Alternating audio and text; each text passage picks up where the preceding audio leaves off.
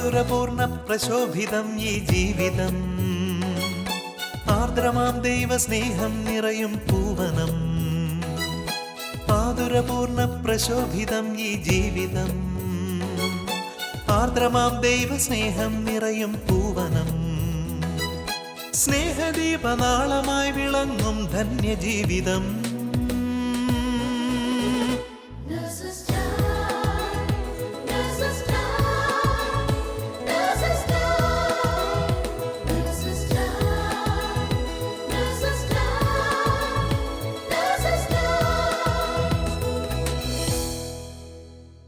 ഈശോ മിശിഹായ്ക്ക് സ്തുതിയായിരിക്കട്ടെ.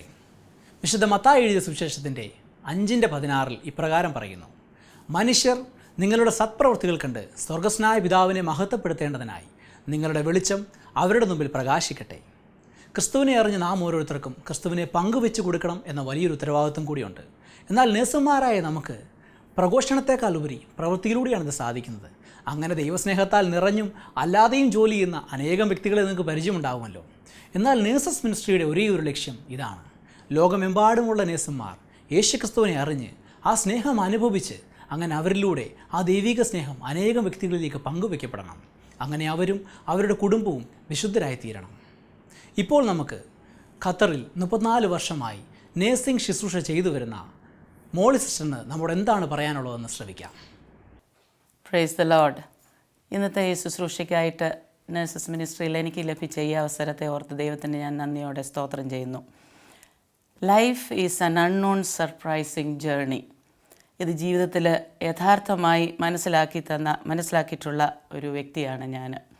ജീവിതത്തിൽ ബിസിനസ് അല്ലെങ്കിൽ ബാങ്കിങ് മേഖലകളിൽ ജോലി ചെയ്യണമെന്ന് ആഗ്രഹിച്ച് കൊമേഴ്സ് എടുത്ത് പഠിച്ച എന്നെ അതിൽ നിന്നും നേഴ്സിങ്ങിലേക്ക് കടത്തിക്കൊണ്ടുവന്നത് ഈ യേശുവിൻ്റെ സ്നേഹമായിരുന്നുവെന്ന് ജീവിതത്തിൽ എനിക്ക് മനസ്സിലാക്കാൻ ദൈവം അവസരം ഉണ്ടാക്കി തന്നു. ഇന്ന് എൻ്റെ ബുദ്ധി കൊണ്ട് ആലോചിച്ചാൽ അല്ലെങ്കിൽ വേറെ ഏതെങ്കിലും തുറയിൽ ഞാൻ ആലോചിച്ചാൽ എങ്ങനെ ഒരു നേഴ്സായി തീർന്നു എന്ന് എനിക്കിന്നും അതിനൊരു ഉത്തരം കിട്ടത്തില്ല. എന്നാൽ യേശുവിനോട് ചേർന്ന് നിന്ന് ചിന്തിച്ചാൽ എന്നെക്കുറിച്ച് ദൈവത്തിനൊരു പ്രത്യേക പദ്ധതി ഉണ്ടായിരുന്നു എന്ന് മനസ്സിലാകും.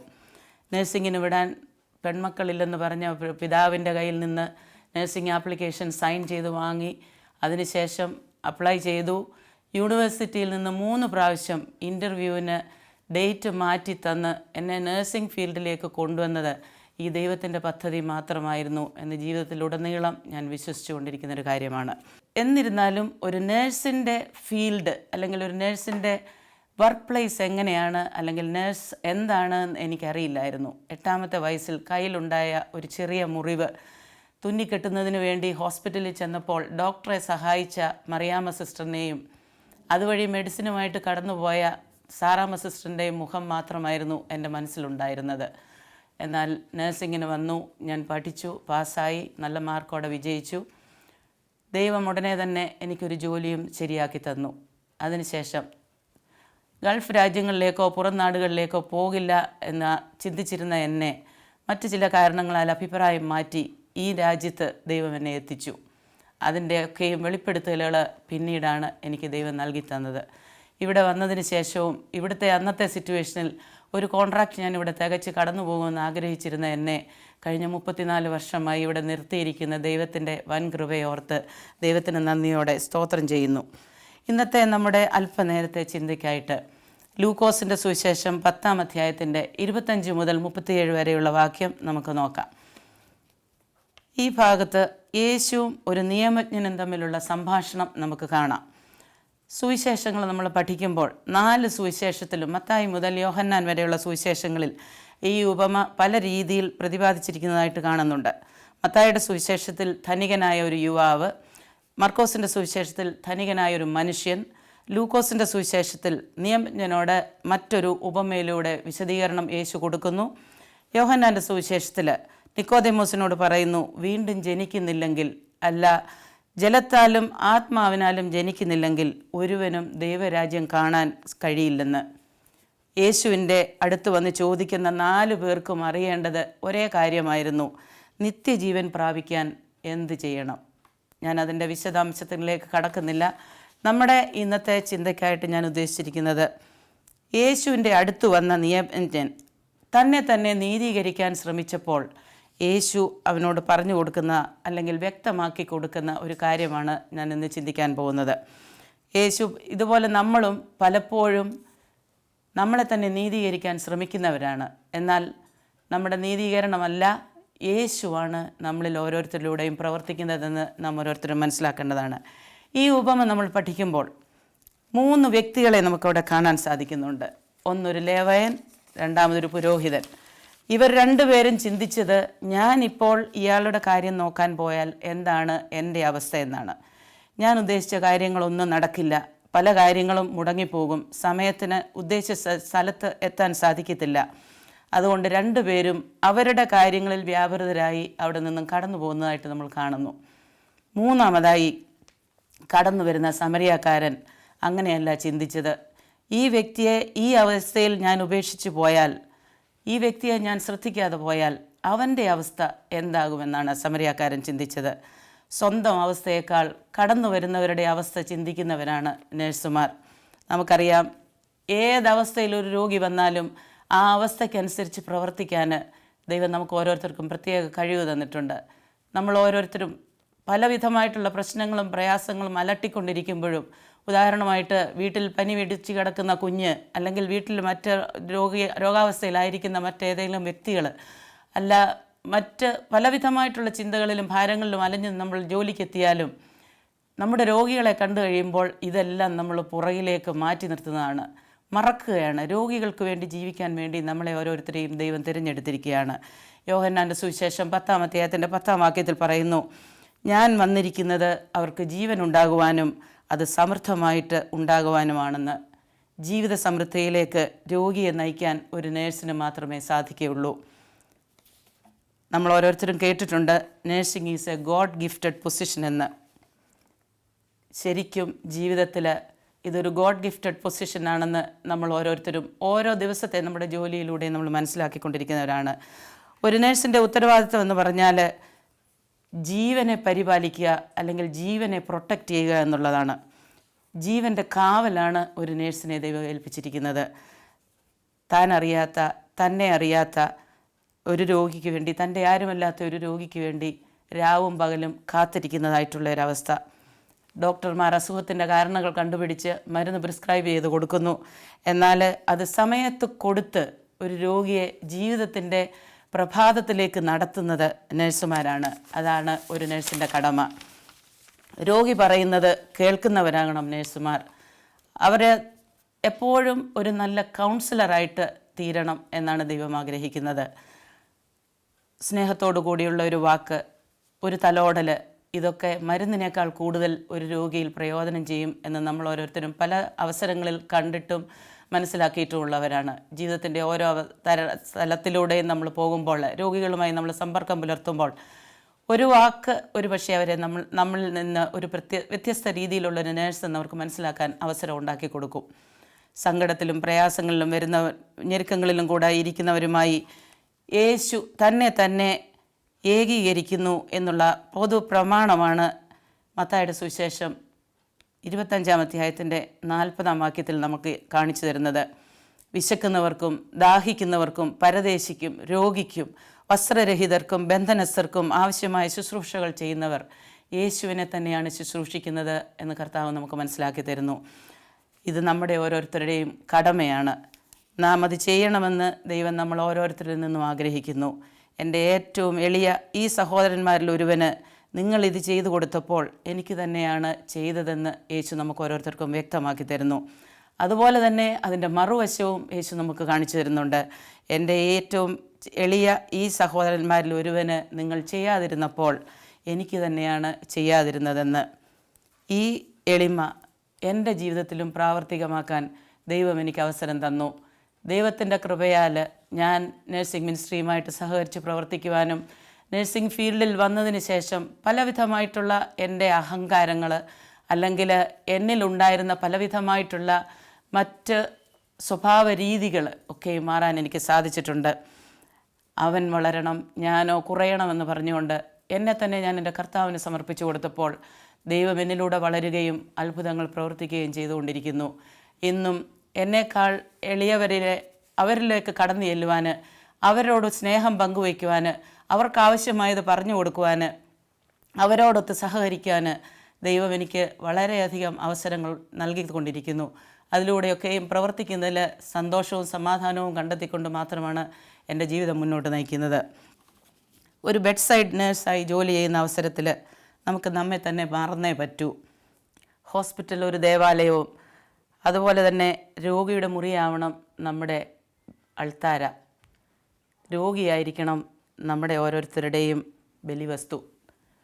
സർവശക്തനായ കർത്താവിലേക്ക്, രോഗികളുടെ സൗഖ്യദായകനായ കർത്താവിലേക്ക് നമ്മുടെ രോഗികളെ ഉയർത്തി പ്രാർത്ഥിച്ചുകൊണ്ട്, അവരെ ദൈവസന്നിധിയിൽ വിടുതലിനായി പ്രാർത്ഥിച്ചുകൊണ്ട് നമ്മൾ ഓരോരുത്തരും നമ്മുടെ ജോലി തുടങ്ങണമെന്നാണ് നഴ്സുമാരായ നമ്മളോടൊക്കെയും കർത്താവ് ആവശ്യപ്പെടുന്നത്. നിയമാവർത്തനം 6-ാം അധ്യായം നമ്മൾ പഠിക്കുമ്പോൾ മനുഷ്യർ ചെയ്യേണ്ടതായ ചില കാര്യങ്ങൾ അവിടെ പറഞ്ഞിട്ടുണ്ട്. അത് കുടുംബത്തിൻ്റെ ഭദ്രതയ്ക്കും നിലനിൽപ്പിനും ആവശ്യമായിട്ടുള്ള കാര്യങ്ങളാണ്. എന്നാൽ യേശു തൻ്റെ പരസ്യ ശുശ്രൂഷയുടെ സമയത്ത് പുതിയൊരു കൽപ്പനയായി നമുക്ക് തന്നിരിക്കുന്നത് ഇതാണ്: മറ്റുള്ളവർ നിങ്ങളോട് എങ്ങനെ പെരുമാറണമെന്ന് നിങ്ങൾ ആഗ്രഹിക്കുന്നുവോ അങ്ങനെ തന്നെ നിങ്ങൾ അവരോടും പെരുമാറുവിൻ. ലൂക്കോസിൻ്റെ സുവിശേഷം 6-ാം അധ്യായത്തിൻ്റെ 31-ാം വാക്യത്തിൽ ഇത് നമുക്ക് കാണാം. ഒരു വ്യത്യാസവും നമുക്കവിടെ കാണിക്കാൻ പാടില്ല. നമുക്ക് വേണ്ടി നാം ആഗ്രഹിക്കുന്നത് പോലെ തന്നെ മറ്റുള്ളവർക്ക് വേണ്ടിയും നമ്മൾ ചെയ്യണം. അവിടെ സ്വന്തം ബന്ധങ്ങളോ വർഗ വർണ്ണ വിവേചനമോ പാടില്ല. സഹജീവികൾക്ക് നാം സ്നേഹം പകരുമ്പോൾ ദൈവസ്നേഹം നമ്മിലേക്ക് ഒഴുകിയെത്തും. യേശുവിൻ്റെ ശിഷ്യന്മാരായ പത്രോസിൻ്റെയും യാക്കോബിൻ്റെയും യോഹന്നാൻ്റെയും ക്വാളിറ്റീസ് ഓരോ നേഴ്സും ജീവിതത്തിൽ പ്രാവർത്തികമാക്കണമെന്നാണ് എനിക്ക് നിങ്ങളോട് ഓരോരുത്തരോടും പറയാനുള്ളത്. പത്രോസ് എടുത്തുചാട്ടക്കാരനായിരുന്നെങ്കിലും നിനക്ക് വേണ്ടി ഞാൻ എന്ത് ചെയ്യണം എന്ന് ചോദിക്കാനുള്ള ഒരു മനസ്സ് പത്രോസിനുണ്ടായിരുന്നു. നമ്മൾ നഴ്സുമാർ ഓരോരുത്തരും നമ്മുടെ അടുത്തിലേക്ക് കടന്നു വരുന്ന രോഗികളോട് നിങ്ങൾക്ക് ഞാൻ എന്താണ് ചെയ്യേണ്ടത് എന്ന് ചോദിക്കാൻ സന്മനസ്സ് കാണിക്കുന്നവരായിരിക്കണം. യാക്കോബിനെ പറ്റി നമ്മൾ പഠിക്കുമ്പോൾ പ്രാർത്ഥനയുടെ മനുഷ്യനായിരുന്നു യാക്കോബ്. ക്യാമൽ നീ മാൻ എന്നായിരുന്നു യാക്കോബിനെ വിളിച്ചിരുന്നത്. മണിക്കൂറുകളോളം പ്രാർത്ഥനയിൽ ചെലവഴിച്ചിരുന്നതായിട്ടുള്ള ഒരു വ്യക്തി. നമുക്ക് ഓരോരുത്തർക്കും ജീവിതത്തിൽ പ്രാവർത്തികമാക്കാൻ സാധിക്കുന്ന ഒരു കാര്യമാണത്. മുട്ടിന്മേൽ നിന്ന് ദൈവത്തോട് നമ്മുടെ ആവശ്യങ്ങളും മറ്റുള്ളവരുടെ ആവശ്യങ്ങളും നമ്മൾ ശുശ്രൂഷിക്കുന്നതായിട്ടുള്ള രോഗികളുടെ ആവശ്യങ്ങളും വെച്ച് ദൈവസന്നിധിയിൽ പ്രാർത്ഥിക്കുമ്പോൾ യാക്കോബിനെ പോലെ നമുക്ക് ഓരോരുത്തർക്കും താതാത്മ്യം പ്രാപിക്കാൻ സാധിക്കും. മൂന്നാമതായിട്ട് യോഹന്നാൻ യേശുവിൻ്റെ മാറോട് ചേർന്നിരുന്ന് പറ്റിച്ചേർന്നിരുന്ന് യേശുവിൽ നിന്ന് ഉപദേശങ്ങൾ സ്വീകരിച്ചിരുന്നതായിട്ട് നമുക്ക് കാണാൻ സാധിക്കുന്നുണ്ട്. യോഹന്നാനെ പോലെ യേശുവിൻ്റെ മാറോട് ചേർന്നിരുന്ന് യേശുവിൽ നിന്നുള്ള സ്നേഹം ഒപ്പിയെടുത്ത് നമ്മുടെ രോഗികളിലേക്ക് നമ്മൾ പകർന്നു കൊടുക്കുമ്പോൾ ദൈവം വലിയ അത്ഭുതങ്ങളും അടയാളങ്ങളും നമ്മളിൽ ഓരോരുത്തരിലൂടെയും സാധിക്കുന്നു എന്ന് നമുക്ക് കാണാൻ സാധിക്കുന്നു. ദൈവ സ്നേഹം നമ്മൾ പകർന്നു കൊടുക്കുന്നവരായിരിക്കണം. പത്രോസിലും യാക്കോബിലും യോഹന്നാനിലും പ്രവർത്തിച്ച ഈ യേശുവിൻ്റെ സ്നേഹം നാം സ്വന്തമാക്കുമ്പോൾ നമ്മുടെ ജീവിതത്തിൽ യേശു ജയിക്കാൻ നാം അവസരം നൽകുമ്പോൾ നമ്മുടെ ഓരോരുത്തരുടെയും ദൗത്യം പൂർണ്ണമാകും. മത്തായിയുടെ സുവിശേഷം 10-ാം അധ്യായത്തിൻ്റെ 16-ാം വാക്യത്തിൽ അതിനാൽ നിങ്ങൾ സർപ്പങ്ങളെപ്പോലെ വിവേകികളും പ്രാവുകളെപ്പോലെ നിഷ്കളങ്കരുമായിരിക്കുവിൻ എന്ന് പറഞ്ഞിരിക്കുന്നു. തുടർന്ന് നമ്മൾ വായിക്കുമ്പോൾ മനുഷ്യരെ സൂക്ഷിച്ചു കൊള്ളുവീൻ എന്നും പറഞ്ഞിട്ടുണ്ട്. നമ്മുടെ വാക്കിലും പ്രവൃത്തിയിലും നമ്മുടെ ഓരോ ചുവടുവയ്പ്പിലും സൂക്ഷ്മതയുള്ളവരായിരിക്കണം. ദൈവാലോചന കേട്ട് പ്രവർത്തിക്കണം. കൊള്ളാം, നല്ലവനും വിശ്വസ്തനുമായ ഭൃത്യ, നീ അല്പകാര്യങ്ങളിൽ വിശ്വസ്തനായിരുന്നതിനാൽ അനേക കാര്യങ്ങൾ നിന്നെ ഞാൻ ഭരമേൽപ്പിക്കുന്നു എന്ന് പറയുന്നത് കേൾക്കാൻ നമുക്ക് ഓരോരുത്തർക്കും ഒരുങ്ങാം. ഏത് സമൂഹത്തിലായാലും സ്നേഹത്തിൻ്റെ കൊടിക്കീഴിൽ അണിനിരന്ന് സ്നേഹത്തിനും സാഹോദര്യത്തിനും സമൃദ്ധിക്കും വേണ്ടി നമുക്ക് ഓരോരുത്തർക്കും ഒത്തൊരുമിച്ച് പ്രവർത്തിക്കാം. അതിന് നമ്മുടെ നഴ്സസ് മിനിസ്ട്രിയിലൂടെ ദൈവം അവസരം ഒരുക്കട്ടെ, നമ്മളെ ഓരോരുത്തരെയും ശക്തീകരിക്കട്ടെ എന്നുള്ള പ്രാർത്ഥനയിലൂടെ അവൻ്റെ രക്തത്താൽ വിജയം നേടുവാൻ ദൈവത്തിൻ്റെ പരിശുദ്ധാത്മാവ് നമ്മളെ ഓരോരുത്തരെയും അനുഗ്രഹിക്കട്ടെ എന്നുള്ള പ്രാർത്ഥനയോടെ എൻ്റെ വാക്കുകളെ ഞാൻ ഉപസംഹരിക്കുന്നു. Praise the Lord.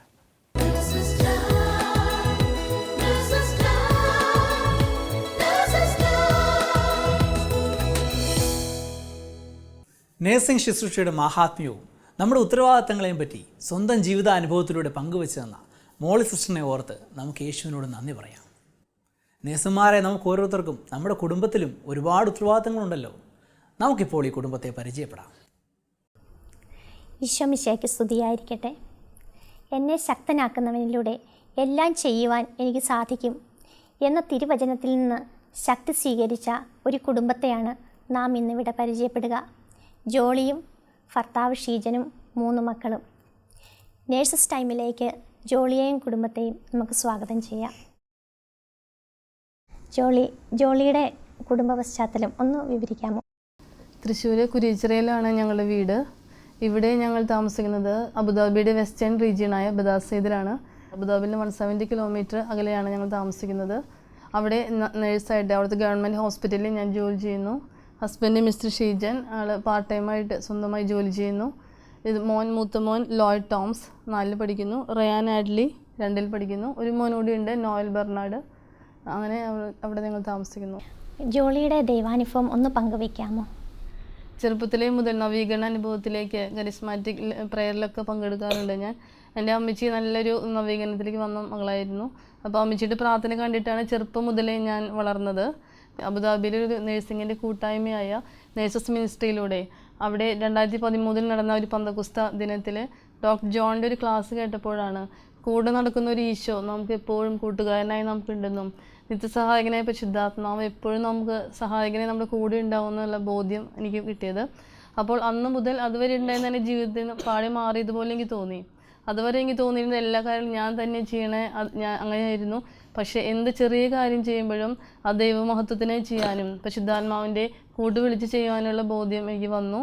അത് മറ്റുള്ളവർ കൂടി കൊടുക്കണമെന്നുള്ളൊരു ആഗ്രഹം കൂടി എനിക്ക് വന്നു. അതുകൊണ്ട് ഞാൻ നേഴ്സസ് മിനിസ്ട്രിയിൽ സജീവമായി പങ്കെടുക്കാനും പ്രാർത്ഥിക്കാനും എല്ലാം തുടങ്ങി. ജോളി ഫുൾ ടൈം വർക്ക് ചെയ്യുന്നു. 12 മണിക്കൂറും ജോലി ചെയ്യുന്ന ഒരാളാണ് ദിവസത്തിൽ. അപ്പോൾ മക്കൾ 3 പേരുണ്ട്. കുടുംബത്തിലെ കാര്യങ്ങളൊക്കെ നോക്കണം. അപ്പം എങ്ങനെയാണ് ഈശോയ്ക്ക് വേണ്ടി ഒരു ശുശ്രൂഷ ചെയ്യുവാനായിട്ട് ജോലി കാര്യങ്ങളെല്ലാം എങ്ങനെയാണ് മാനേജ് ചെയ്യുന്നത്? എനിക്ക് തോന്നുന്നു കുറച്ച് സമയം നമ്മൾ ദൈവത്തിന് കൊടുത്താലേ ദൈവം നമുക്കത് 10 മടങ്ങ് തിരിച്ചു തരും എന്നുള്ള ബോധ്യം എനിക്ക് വന്നു. കാരണം ഞാൻ ജോലി ചെയ്ത് വീട്ടിൽ വരുന്നു. പക്ഷേ വീട്ടിൽ എൻ്റെ ഹസ്ബൻഡ് എല്ലാം ഭംഗിയായിട്ട് ക്രമീകരിക്കുന്നതായിട്ട് യേശു അദ്ദേഹത്തെ സഹായിക്കുന്നതായിട്ട് എനിക്ക് പലപ്പോഴും തോന്നിയിട്ടുണ്ട്. വീട്ടിൽ 3 മക്കളുണ്ടെങ്കിലും അവരുടെ ബുദ്ധിമുട്ടുകളോ അവരുടെ പഠിത്തത്തിലോ ഒന്നും ഒരു ബുദ്ധിമുട്ടായിട്ട് എനിക്ക് തോന്നിയിട്ടില്ല. സത്യം പറഞ്ഞാൽ എൻ്റെ അമ്മ എൻ്റെ കൂടെ ഉണ്ട്. അമ്മയും നല്ല സപ്പോർട്ടായിട്ട് എൻ്റെ കൂടെ എപ്പോഴും ഉണ്ട്. ഹസ്ബൻഡ് മക്കളുടെ എല്ലാ കാര്യങ്ങളും ചെയ്ത് വീട് നല്ല ഭംഗിയായിട്ട് ഉണ്ടായിരിക്കും എപ്പോഴും. എനിക്ക് വന്ന അതൊരു ബുദ്ധിമുട്ടായിട്ട് ഒരിക്കലും എനിക്ക് തോന്നിയിട്ടില്ല. ഷീജ, ജോളി പറഞ്ഞു ഷീജൻ വളരെ സപ്പോർട്ടീവാണ് ഈ മിനിസ്ട്രിയുടെ കാര്യങ്ങൾക്കും മറ്റുമൊക്കെ. അപ്പം ഷീജനുള്ള ദൈവാനുഭവം ഒന്ന് പങ്കുവയ്ക്കുമോ? ചെറുപ്പം മുതലേ altar boys Saint Vincent Paul സംഘടനയോടുമായിട്ട് ചേർന്ന് പ്രവർത്തിക്കുന്ന ഒരു വ്യക്തിയായിരുന്നു ഞാൻ. ഇവിടെ വന്നതിന് ശേഷം മാതാവിനോട് ഒരുപാട് പ്രാർത്ഥിക്കാറുണ്ട്. കൊന്ത ജില്ലയൊക്കെ ഒരുപാട് പ്രാർത്ഥിക്കാറുണ്ട്. ഞങ്ങൾ വലിയൊരു ആഗ്രഹമായിരുന്നു, ഞങ്ങൾക്ക് അബുദാബി പള്ളിയിൽ പോകുമ്പോൾ ഞങ്ങളും കുടുംബത്തോടും മറ്റുള്ള ബദാസയിലെ പരമാവധി കുടുംബങ്ങളെയും കൊണ്ട് ബദാസയിലെ യാത്ര ഒരു 7 സീറ്റർ വണ്ടി വേണമെന്നുള്ളത് ആ ഒരു ആഗ്രഹം മാതാവിൻ്റെ മധ്യസ്ഥ വഴിയായിട്ട് ഞങ്ങൾക്ക് ലഭിക്കുകയുണ്ടായി കഴിഞ്ഞ മെയ് മാസത്തിൽ. സാധാരണ ഭർത്താക്കന്മാർ ആഗ്രഹിക്കുന്നത് ഭാര്യമാർ ജോലി കഴിഞ്ഞ് വന്നാൽ വീട്ടിലെ മക്കളോടുകൂടി ആയിരിക്കണം, നല്ല ഭക്ഷണം ഉണ്ടാക്കണം എന്നൊക്കെ ആയിരുന്നല്ലോ. അപ്പോൾ ജോലി ഇങ്ങനെ ഉള്ള ഈ പ്രേക്ഷിത വേലയ്ക്കും ഒക്കെ ആയിട്ട് മുന്നിട്ടിറങ്ങുമ്പോൾ അതിന് ഷീജൻ സപ്പോർട്ട് ചെയ്യാനുള്ള കാരണം എന്താ? ഇങ്ങനെയുള്ള ശുശ്രൂഷകൾക്കൊക്കെ പോകുമ്പോൾ ഞങ്ങളുടെ ജീവിതത്തിൽ ഒരുപാട് നന്മകൾ, അനുഗ്രഹങ്ങൾ ഞങ്ങളുടെ കുടുംബത്തിന് കിട്ടിക്കൊണ്ടിരിക്കുകയാണ്. ഒരു ഉദാഹരണം പറയാം. കഴിഞ്ഞ ദിവസം ഞങ്ങൾ അബുദാബി പള്ളിയിൽ പോകുമ്പോൾ ഞങ്ങളുടെ ഫ്രണ്ട് ടയർ പൊട്ടുകയും, സാധാരണ അബുദാബി ടയർ പൊട്ടിക്കഴിഞ്ഞാൽ വണ്ടി മറിയാനുള്ള സാധ്യത വളരെ കൂടുതലാണ്. പക്ഷേ ഒന്നും സംഭവിച്ചില്ല. ഞങ്ങൾക്ക് സൈഡിൽ കൊണ്ട് നിർത്തി പാർക്ക് ചെയ്യാനും പരിശുദ്ധമ്മയുടെ മാധ്യസ്ഥം ഞങ്ങൾക്കുണ്ടായിരുന്നു. ഞങ്ങൾ 4 കൊന്ത ചെല്ലുകെട്ടാണ് പള്ളിയിൽ പോയിക്കൊണ്ടിരുന്നത്. അതുകൊണ്ട് തന്നെയാണ് മാതാവിൻ്റെ വലിയൊരു മാധ്യസ്ഥവും അത്ഭുതവും അവിടെ സംഭവിച്ചു എന്ന് ഞങ്ങൾ വിശ്വസിക്കുന്നു. ഞങ്ങളുടെ ജീവിതത്തിൽ ഓരോ കാര്യങ്ങളിലും മക്കളുടെ പഠനങ്ങളിലായാലും ഓരോ കാര്യങ്ങളും കർത്താവ് ഞങ്ങളെ ക്രമീകരിക്കുന്നുണ്ടെന്നുള്ളൊരു ബോധ്യം ഞങ്ങൾക്ക് വളരെ ബോധ്യമുണ്ട്. ഞങ്ങൾക്ക് ജോലി, നിങ്ങൾ 2 പേരും വളരെ ആക്റ്റീവായിട്ട് പള്ളിക്കാര്യങ്ങളിലും മറ്റുമൊക്കെ പ്രവർത്തിക്കുന്നുണ്ട്. അപ്പോൾ മക്കളെ വിശുദ്ധിയിലും ഒരു നല്ല വചനാധിഷ്ഠിത ജീവിതത്തിലുമൊക്കെ വളർത്തുവാനായിട്ട് എന്തൊക്കെ കാര്യങ്ങളാണ് നിങ്ങൾ ശ്രദ്ധിക്കുന്നത്? ദൈവാനുഗ്രഹത്തിൽ അമ്മ എൻ്റെ കൂടെയുണ്ട്. ഞാൻ മുമ്പ് പറഞ്ഞതുപോലെ 9 കൊല്ലമായിട്ട് അമ്മ ഞങ്ങളുടെ കൂടെ തന്നെയുണ്ട്. അപ്പോൾ ഞങ്ങളുടെ വീട്ടിൽ എപ്പോഴും ഒരു പ്രാർത്ഥനയുടെ അന്തരീക്ഷം പോലെ എനിക്ക് ഫീൽ ചെയ്യാറുണ്ട്. കാരണം 3 മുറിയിലും ഒരു മുറിയിൽ അമ്മച്ചി എപ്പോഴും ഇരുന്ന് പ്രാർത്ഥിക്കുന്നുണ്ടാവും. അമ്മച്ചി ബൈബിൾ വചനങ്ങൾ വായിക്കുകയും അത് എഴുതുകയും അത് റിപ്പീറ്റ് ചെയ്ത് പറയുകയും കൊന്തെത്തിക്കുകയും അങ്ങനെ ചേട്ടൻ്റെ ഭൂരിഭാഗം സമയം നന്നായി പ്രാർത്ഥനയും ചിലവഴിക്കുന്നു. എനിക്ക് കിട്ടുന്ന സമയം ഞാൻ നന്നായി പ്രാർത്ഥിക്കുകയും ഒപ്പം യൂട്യൂബിലൊക്കെ വചനങ്ങൾ കേൾക്കാനും എല്ലാം ശ്രമിക്കുന്നു. അപ്പോൾ മക്കളത് കണ്ടാണ് വളരുന്നത്. അവർ ഓരോ ദിവസം എണീക്കുമ്പോൾ തന്നെ കാണുന്നത് പപ്പ പ്രാർത്ഥിക്കുന്നതാണ്. പിന്നെ ഞങ്ങൾ റൂമിലൊക്കെ എല്ലായിടത്തും ദൈവവചനങ്ങൾ എഴുതി വെച്ചിട്ടുണ്ട്. അവരെ ഞങ്ങൾ പരമാവധി ദൈവവചനം ഹൃദയസ്ഥാക്കാനായിട്ട് അവരെ സപ്പോർട്ട് ചെയ്യാറുണ്ട്. പിന്നെ കുടുംബ പ്രാർത്ഥനയുടെ സമയത്താണെങ്കിലും അവർ നല്ല ഇനീഷ്യേറ്റീവ് എടുത്ത് അവർ തന്നെ ചെയ്യുന്നു. അവർ തന്നെ ലീഡ് ചെയ്യാൻ അവർ ശ്രമിക്കാറുണ്ട്. സ്കൂളിൽ പോകുന്ന സമയത്താണെങ്കിൽ ഞങ്ങൾ രണ്ടുപേരും, ഞാനും ചേട്ടനും, ഞാനുള്ളപ്പോൾ ഞാൻ അല്ലെങ്കിൽ ചേട്ടൻ, ഇവർ രണ്ടുപേരുടെയും തലയിൽ കൈവച്ച് നന്നായി പ്രാർത്ഥിച്ച് മാത്രമേ സ്കൂളിൽ വിടാറുള്ളൂ. എപ്പോഴും എപ്പോഴും ദൈവവചനത്തിൻ്റെ കാര്യങ്ങൾ മാത്രമേ ഇവരോട് സംസാരിക്കാറുള്ളൂ. വീട്ടിലാണെങ്കിലും ഷാലോം TV, ഗുഡ്നെസ് അങ്ങനെ മാറി മാറി വെക്കും. വേറെ ചാനലുകളൊന്നും വെക്കാറില്ല. മോനെ ലോയിടെ മമ്മി പറഞ്ഞു വേറെ ചാനലുകളൊന്നും സാധാരണ വീട്ടിൽ വയ്ക്കാറില്ല, എപ്പോഴും ഷാലോം TV ആണ് കാണുന്നത്. പിന്നെ അതിപ്പോൾ മോൻ ഈ കാർട്ടൂണൊക്കെ കാണാനായിട്ട് താല്പര്യം ഉണ്ടാകാറുണ്ടോ? ഇല്ലല്ലേ? ഓ ഇല്ല. അത് വളരെ നല്ല കാര്യം. അപ്പോൾ സാധാരണ ബൈബിൾ വചനങ്ങളൊക്കെ മോൻ ഒത്തിരി ഹൃദിസ്ഥമാക്കാറുണ്ടല്ലേ? മോന് അറിയാവുന്ന ഒരു വചനം എന്തെങ്കിലും ഒന്ന് പങ്കുവയ്ക്കാമോ? Psalms 91.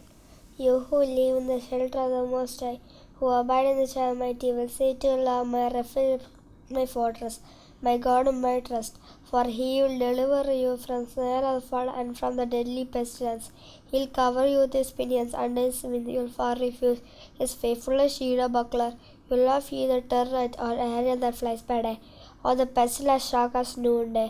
1,000 may fall at your side, 10,000 right hand, but it will not come near you. You will only look with your eyes and see the punishment of a wicked, because you have made your Lord your refuge, the most high dwelling place. No evil shall befall you, no scourge come near you, for he will command his angels concerning you to guard your ways. On their hand they hear you up, so that you will not dash against a stone. You will tread a lion and the serpent, you will trample underfoot. Those who love me, I deliver them. I protect those who know my name. When they call to me, I answer them. I will be with them trouble. I rescue them and honor them. With long life I will satisfy them and serve my salvation.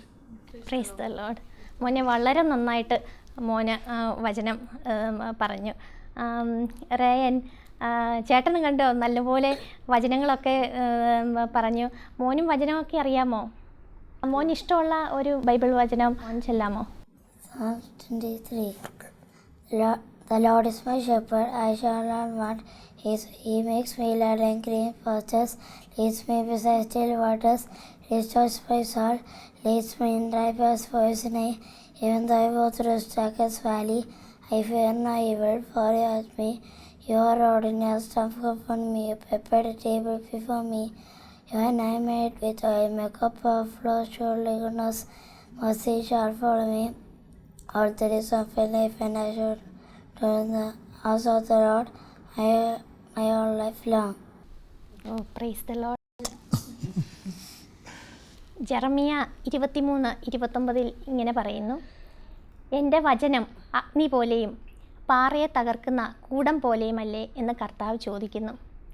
ഈ ഒരു വചനം ഇതുപോലെ ഈ മക്കൾ ഉരുവിടുമ്പോൾ ഈ ലോകത്തിൻ്റേതായ യാതൊരു ശക്തികൾക്കും ഇവരുടെ മേൽ യാതൊരു അധികാരവും ഉണ്ടായിരിക്കുകയില്ല. ഈ കുഞ്ഞുങ്ങളുടെ മാതൃക നമ്മുടെ കുഞ്ഞുങ്ങൾക്കും ഒരു മാതൃകയായി തീരട്ടെ. ജോളിയുടെ പ്രൊഫഷണൽ ലൈഫിൽ ഈശോയെ ജോളി എങ്ങനെയാണ് പങ്കുവയ്ക്കുക? നഴ്സിംഗ് ഒരു ദൈവവിളിയാണെന്ന് മനസ്സിലാക്കിയതിന് ശേഷം എനിക്ക് എൻ്റെ പ്രൊഫഷനിൽ വളരെയധികം വ്യത്യാസങ്ങൾ വരുന്നത് പോലെ എനിക്ക് തോന്നാറുണ്ട്. കാരണം ഒരു രോഗിയുടെ റൂമിൽ കയറുന്നേക്കാൾ മുമ്പ് തന്നെ ഞാൻ ഒരു നിമിഷം നിന്ന് ഈശോയും പരിശുദ്ധാത്മാവിനെല്ലാം കൂടി വിളിച്ചിട്ടാണ് ആ റൂമിലേക്ക് കയറുക. കാരണം നമ്മുടെ മുമ്പിൽ കാണാറുണ്ട്, നമ്മൾ പല വിഷമം അനുഭവിക്കുന്ന രോഗികളെല്ലാം കാണാറുണ്ട്. പിന്നെ അവർക്ക് എന്ത് പ്രൊസീജിയർ ചെയ്യുമ്പോഴും, ക്യാനല കുത്തുമ്പോഴായാലും ഡ്രസ്സിങ് ചെയ്യുമ്പോഴായിരിക്കും എപ്പോഴും ആ രോഗിക്ക് വേണ്ടി ഞാൻ ഉള്ളിൽ പ്രാർത്ഥിക്കാറുണ്ട്. ചിലപ്പോൾ ആ രോഗി ആരും പ്രാർത്ഥിക്കാനില്ലാത്ത ഒരു മകളായിരിക്കും അല്ലെങ്കിൽ മകനായിരിക്കാം. അപ്പോൾ എപ്പോഴും ഞാൻ ആ രോഗിക്ക് വേണ്ടി ഉള്ളിൽ പ്രാർത്ഥിക്കാറുണ്ട്. ഞാൻ എൻ്റെ കൂടെ ജോലി ചെയ്യുന്നവരോടും അത് പറയാറുണ്ട്. പറയാറുണ്ട്. ഞാനങ്ങനെ പ്രാർത്ഥിച്ച് ചെല്ലുമ്പോൾ എനിക്ക് ഫീൽ ചെയ്യാറുണ്ട് ആ രോഗിക്ക് എന്നോടൊരു സ്നേഹം കൂടുതലുള്ള പോലെ എനിക്ക് അങ്ങനെ ഫീൽ ചെയ്യാറുണ്ട്. അവർക്ക് എപ്പോഴും എന്തോ ഒരു വ്യത്യാസം അവർക്ക് എന്നോട് ഫീൽ ചെയ്യുന്ന പോലെ എനിക്ക് തോന്നാറുണ്ട്. അപ്പോൾ അത് ഈ നേഴ്സിംഗ് ശരിക്കും ഒരു ദൈവവിളിയാണെന്ന് എല്ലാവരും മനസ്സിലാക്കി ചെയ്യണമെന്നാണ് എനിക്ക് തോന്നുന്നത്. ഷീജ, നിങ്ങൾ താമസിക്കുന്ന ബെഥാസൈദയിൽ പള്ളികളൊന്നുമില്ല. അപ്പോൾ എങ്ങനെയാണ് നിങ്ങളുടെ ആ ഒരു കൗദാശിക ജീവിതം നിങ്ങൾ മുൻപോട്ട് കൊണ്ടുപോവുക? ഞങ്ങൾക്കിപ്പോൾ അബുദാബി പള്ളിയിൽ നിന്ന് മാസത്തിലൊരു വട്ടം ഒരു കുർബാന ചെല്ലാൻ അച്ഛൻ അവിടെ വരാറുണ്ട്. പിന്നെ ഞങ്ങളവിടെ പ്രാർത്ഥനാ കൂട്ടായ്മയുമായി സജീവമായി ഞങ്ങൾ എല്ലാ വ്യാഴാഴ്ചകളിലും പ്രാർത്ഥനാ കൂട്ടായ്മയിലും ഞാനും കുടുംബവും സജീവമായി പങ്കെടുക്കുന്നു. വെള്ളിയാഴ്ച ദിവസങ്ങളിൽ ഞങ്ങളവിടെ കാറ്റീസം നടത്തുന്നുണ്ട്. ഞാനും കാറ്റീസം പഠിപ്പിക്കുന്ന ഒരു അധ്യാപകനാണ്. പിന്നെ ശനിയാഴ്ച ദിവസങ്ങളിൽ ഞങ്ങളവിടെ നഴ്സസ് മിനിസ്ട്രി നടത്തുന്നു. അതിനോട് എല്ലാ ഫുള്ള് സപ്പോർട്ട് ഞാൻ കൊടുക്കാറുണ്ട്. പിന്നെ ഞങ്ങൾ പുതിയതായിട്ട് ഇപ്പോൾ അവിടെ തുടങ്ങിയത് തിങ്കളാഴ്ച ദിവസങ്ങളിൽ മധ്യസ്ഥ പ്രാർത്ഥന തുടങ്ങിയിട്ടുണ്ട്. ഇതെല്ലാം കൂടി ഞങ്ങളുടെ ആധ്യാത്മിക ജീവിതം ഭയങ്കര ശക്തമായി പോകുന്നു എന്നാണ് ഞങ്ങൾക്ക് തോന്നുന്നത്. ജോളി നേഴ്സസ് മിനിസ്ട്രിയിൽ വളരെ ആക്റ്റീവായിട്ട് പ്രവർത്തിക്കുന്ന ഒരാളാണ്. അപ്പോൾ ആ ഒരു നേഴ്സിംഗ് നമ്മുടെ പ്രൊഫഷൻ്റെ ആ ഒരു മാഹാത്മ്യത്തെപ്പറ്റി എന്തെങ്കിലും ഒരു മെസ്സേജ് മറ്റ് നേഴ്സസിന് വേണ്ടി പങ്കുവയ്ക്കാനുണ്ടോ? എനിക്ക് തോന്നുന്നു നമ്മൾ മാത്യു നായ്ക്കമ്പലച്ചൻ്റെയും സേവർക്കാൻ വട്ടായിലച്ചൻ്റെയും എല്ലാം ധ്യാനം കൂടിയിട്ടുണ്ടാവും. അപ്പോൾ നമ്മൾ കാണുന്നുണ്ട് അവിടെ പല ഹീലിങ്ങുകളും പല സൗഖ്യങ്ങളും നടക്കുന്നതായിട്ട് നമ്മൾ കാണാറുണ്ട്.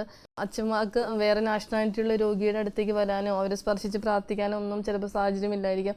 നമുക്കാണെങ്കിൽ എപ്പോൾ വേണമെങ്കിലും എവിടെ വേണമെങ്കിലും രോഗികളുടെ അടുത്തേക്ക് കയറി ചെല്ലാം.